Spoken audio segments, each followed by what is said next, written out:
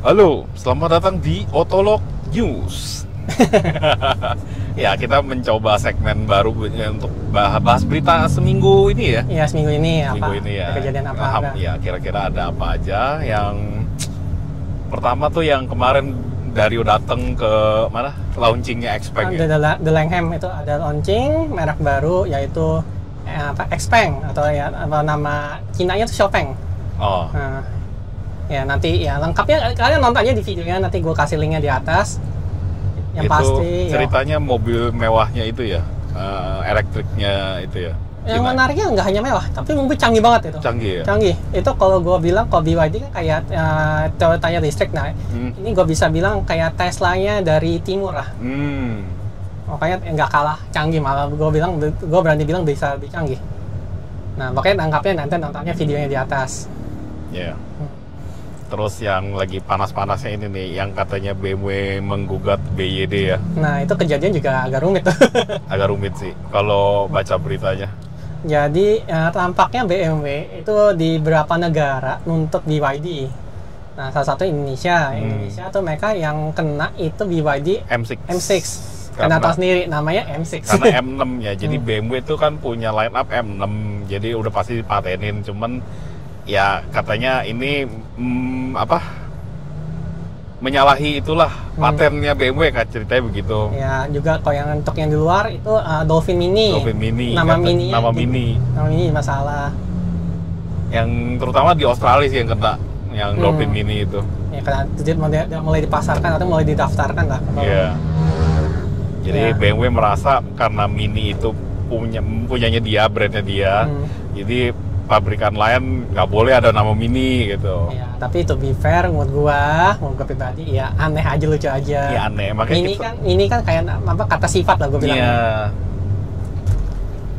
Cuman karena kita nggak tahu si BMW punya klausa paten itu isinya mengandung apa aja, yang mencakup apa aja kita nggak tahu, jadi ya pendaftaran mereknya apa. Iya, jadi ya tergantung BYD-nya lah gimana ini. Ya kayak apa sih? Kita nyebut mereknya kan, contohnya botol. Ya nggak bisa tuh kata botolnya didaftarkan doang gitu kan, karena kata yang cukup umum banget lah. Itu menurut gua bukan pengacara ya.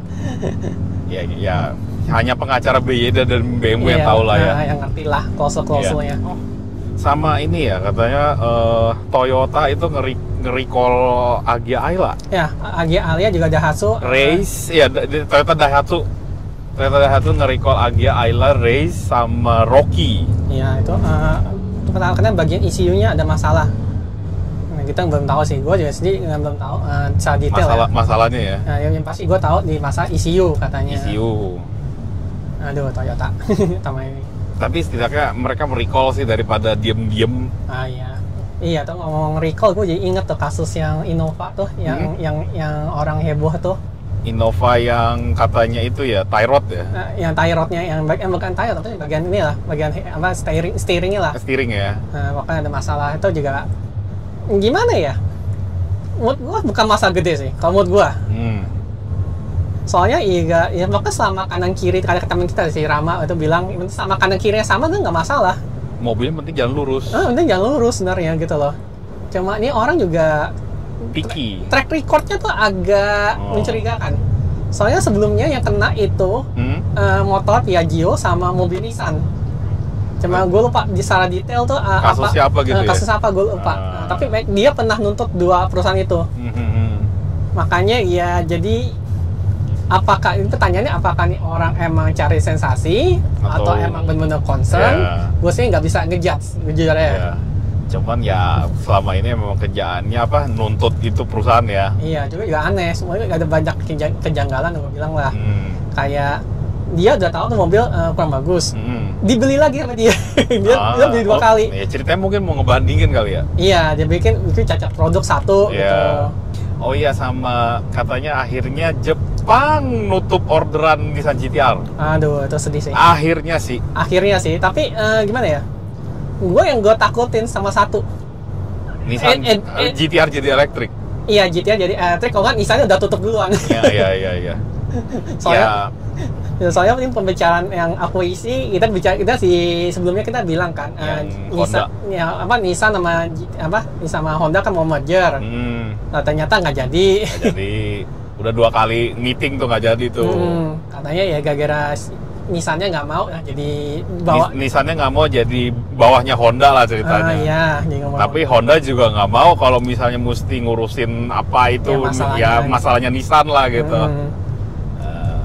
Ya, ini yang gue takutin sih Nissan GT-R ya. Ini yang gue takut, yang bener sih, yang gue takutin itu R36 jadi full listrik, itu yang gue takutin. Ya. Tapi setidaknya ya GT-R itu untuk urusan mobil sport produksinya paling panjang. Itu mobil dari 2007 ya? 2007 sekarang 2025. Bayangin itu, mobil sport diproduksi sepanjang itu. Tapi ya gue cukup jarang sebenarnya. Cukup jarang. Tapi gue bilang emang itu mobil gimana ya? Desainnya cukup bagus sih. Desainnya cukup oke. Dan dia udah beberapa kali facelift kan. Tapi yang pertama kali pun keluar, kalau saya dulu bilang mobil itu mobil tahun ini, gue masih percaya. Ya, masih timeless lah desainnya. Untuk saat ini setidaknya. Kemudian kemarin ini, gue ngelihat di Instagram itu Koenigsegg Jesko katanya mendarat di sini ya. Iya. Ya, gue juga kira-kira tahu sih siapa yang beli sih. Rasa ada di Surabaya ada satu. Ya, Crazy Rich yang gue bisa bilang ya. Ya, Crazy Rich Surabaya ya. Tebakan gue yang punya Revelto pertama sama yang punya SF90XX Leman, gue rasa dia orangnya. Ya mungkin kalau kalian sering ngikutin supercar yang masuk Indonesia, siapa yang beli, mungkin kalian bisa nebak siapa. Mungkin bisa nebak ya. Tebakan gue itu dia sih yang beli. Soalnya aneh, soalnya dikirim ke Surabaya gitu loh. Iya.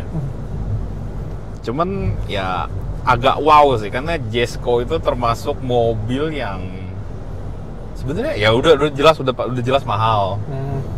Cuman itu mobil kan kencang ya. Ya, kalau dipakai di sini paling yang kepake power cuma 10%. Tapi gue bilang ya dia beli buat investment sih, gue bilang. Iya sih pasti, karena itu mobil gituan harganya pasti bisa naik. Saya pasti ya. Karena low production. Pada lu simpen di bank, kadang bank tahu sendiri harga uang bisa turun. Iya. Ya, salah satunya ya lu taruh di mobil mobil yang bahkan jadi klasik. Iya, benar. Makanya pas dengar dia beli ada yang beli itu, tebakan gue langsung ke sana, langsung ke dia ini yang punya SF90XX gitu. Soalnya itu mobil yang SF90XX itu juga gue yakin pasti value naik. Iya pasti. Apalagi yang dia beli itu SF90XX nya full option. Cuman gini, harga naik, tapi karena itu mau Ferrari dan Ferrari sangat limited, belum tentu dia bisa jual. Belum tentu diizinin Ferrari maksud gue. Oh iya, tapi kan seingat gue tuh emang dia tahun pertama yang nggak boleh dijual. Iya, gue nggak yakin deh kalau untuk mobil yang kayak begitu.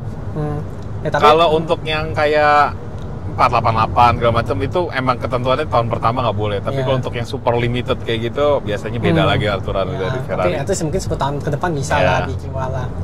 Cuman ya udah pasti Ferrari yang milih siapa yang beli. Oh iya. Dan dia nggak bisa jual secara cepat. Apalagi program XX itu. Iya, intinya Ferrari semua yang nanganin. XX dia itu mobil Ferrari XX pertama yang road legal. Iya. Sebelumnya tidak road legal. Sebelumnya semua Ferrari yang ada kode XX itu nggak ada yang road legal. Itu doang yang pertama. BYD jadi bangun pabrik ya di sini. Ya, jadi bangun pabrik. Jadi pabriknya udah dibangun sih. Sebenarnya pabrik udah ada, tapi diperluas. Diperluas lagi. Makanya waktu itu yang sebelumnya kan gue pernah cukup exciting karena gue nebaknya mereka bangun fasilitas buat mesin ini combustion engine. Oh, jadi maksudnya nanti BYD bakal ada versi mobil hybrid gitu. Iya, plug-in hybrid. So kalau kalian ngikutin ya perkembangan mobil listrik ya, terutama mobil Cina, mereka udah mulai ngarah ke plug-in hybrid. Kalau ya makanya banyak lah plug-in hybrid, BYD udah mulai bikin plug-in hybrid.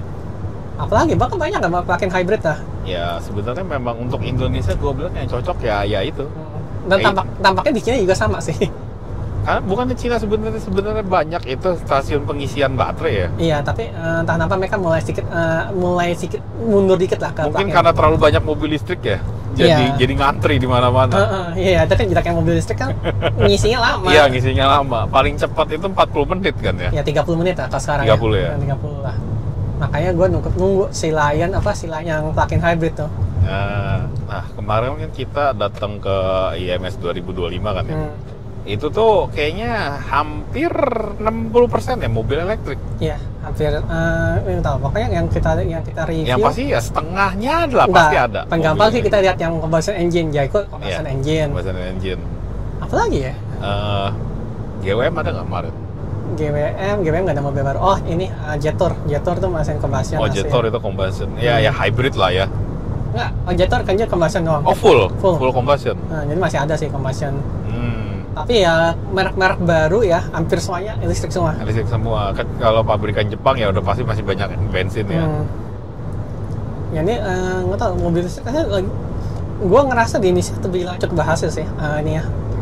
Perkembangannya cukup berhasil. Paling cepet gue merasa dalam setahun belakangan ini.